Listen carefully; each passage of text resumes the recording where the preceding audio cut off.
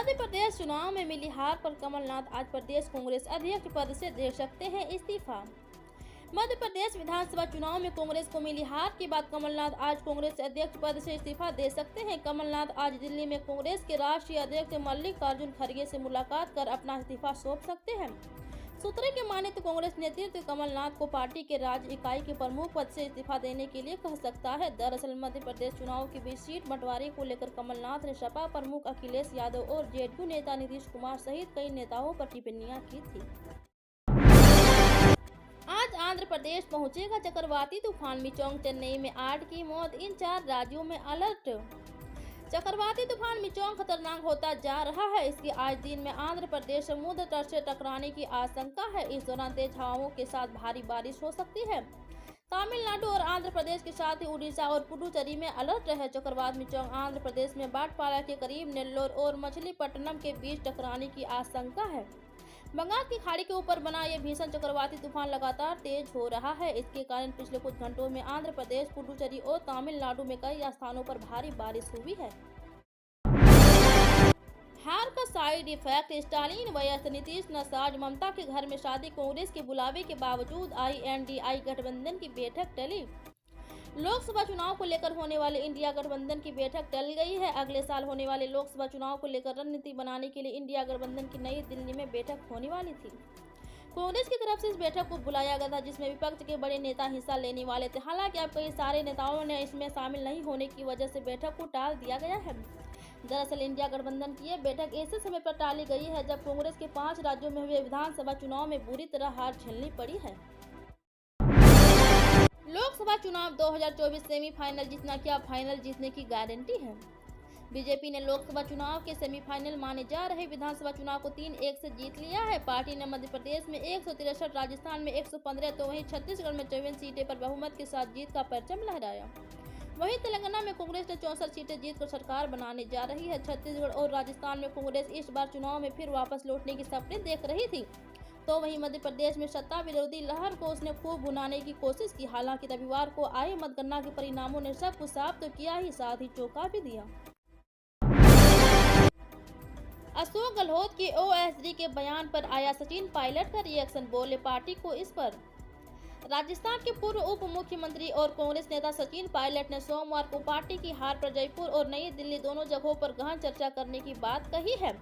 इसमें मुख्यमंत्री अशोक गहलोत के OSD की टिप्पणी भी शामिल है। सचिन पायलट ने टोंक में मीडिया से बातचीत के दौरान कहा कि मेरा मानना है कि इस हार पर विचार करना जरूरी है। अशोक गहलोत के OSD लोक शर्मा के बयान पर उन्होंने कहा कि मैंने CM के OSD का भी बयान देखा है, पार्टी के लिए इस पर भी मंथन करना जरूरी है। छत्तीसगढ़ में पहली बार चुनाव में जनता ने राज परिवार के नेताओं को दिखाया बाहर का रास्ता।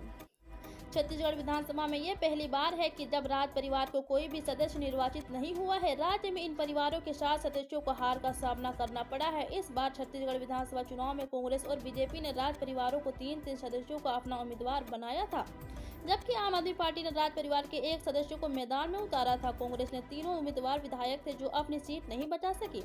वर्ष 2000 में छत्तीसगढ़ के गठन के बाद विधानसभा के सभी 5 कार्यकालों में पूर्व शाही परिवारों को सदस्य थे। MP में बीजेपी ने 70 साल से ज्यादा उम्र के 14 लोगों को दिया था टिकट, किन 11 उम्मीदवारों ने की जीत दर्ज। मध्य प्रदेश विधानसभा चुनाव में 70 साल से अधिक उम्र के 14 उम्मीदवारों को मैदान में उतारने का भारतीय जनता पार्टी बीजेपी का फैसला फायदेमंद साबित हुआ और उनमें से 11 ने जीत हासिल की। इनमें सबसे अधिक आयु का वह 81 साल का है। बीजेपी ने 230 सदस्य विधानसभा में 163 सीटें जीतकर राज्य में सत्ता बरकरार रखी और कांग्रेस को 66 सीटों का साथ दूसरे स्थान पर धकेल दिया, जो कि 2018 के चुनाव में कांग्रेस को मिली 114 सीटों से कम है। राज्य के पूर्व मंत्री नागेंद्र सिंह नागौल 80 ने सतना जिले के नागौल से जीत हासिल की, जबकि नगेंद्र सिंह 79 रीवा जिले के गुड़ से विजयी हुए। छात्र क्यों कर रहे हैं आत्महत्या? राज्यसभा में उठा कोटा कोचिंग सेंटरों में सुसाइड का मुद्दा, सुशील कुमार मोदी ने की यह मांग। राज्यसभा में मंगलवार को शून्यकाल के दौरान सदस्यों ने शैक्षणिक व कोचिंग संस्थानों में छात्रों की आत्महत्या से जुड़ी घटनाओं में हो रही वृद्धि और बड़ी संख्या में महिलाओं की लापता होने पर चिंता जताई। भारतीय जनता पार्टी बीजेपी के सदस्य सुशील कुमार मोदी ने शून्यकाल में राजस्थान के कोटा स्थित कोचिंग संस्थानों और भारतीय प्रौद्योगिकी संस्थान IIT जैसे इंजीनियरिंग स्थानों में छात्रों द्वारा की जाई आत्महत्या के बढ़ते मामलों की ओर उच्च सदन का ध्यान आकृष्ट कराया। सुशील कुमार मोदी ने कहा कि पिछले एक साल में सिर्फ कोटा में छात्रा द्वारा आत्महत्या किए जाने के 26 मामले सामने आए हैं। इंजीनियरिंग संस्थानों में बड़ी संख्या में छात्रों द्वारा आत्महत्या। सपा के ऐलान से इंडिया गठबंधन में हलचल बढ़ी, ममता और नीतीश कुमार की राह पर अखिलेश यादव। दिल्ली में इंडिया गठबंधन की बैठक से पहले सियासी पारा हाई हो गया है। इंडिया गठबंधन के तमाम दलों के नेता बैठक से दूरी बनाते नजर आ रहे हैं, जिसके बाद कई तरह की अटकलें शुरू हो गई है। अब समाजवादी पार्टी ने भी अपना रुख स्पष्ट कर दिया है। समाजवादी पार्टी के प्रवक्ता राजेंद्र चौधरी ने अखिलेश यादव की बैठक में शामिल होने को लेकर बयान दिया है। उन्होंने स्पष्ट तौर पर कहा कि सपा प्रमुख अखिलेश यादव का अभी तक इंडिया गठबंधन की बैठक में जाने का कोई प्लान नहीं है। उनका ये बयान सियासी अटकलों को हवा दे गया।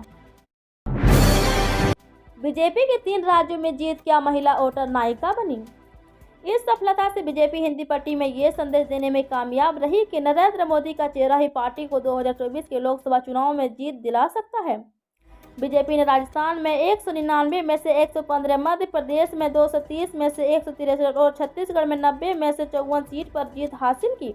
वहीं तेलंगाना में जहां पिछली बार पार्टी को 1 सीट से संतोष करना पड़ा था, वहीं इस बार वो 8 सीट जीतने में सफल रही।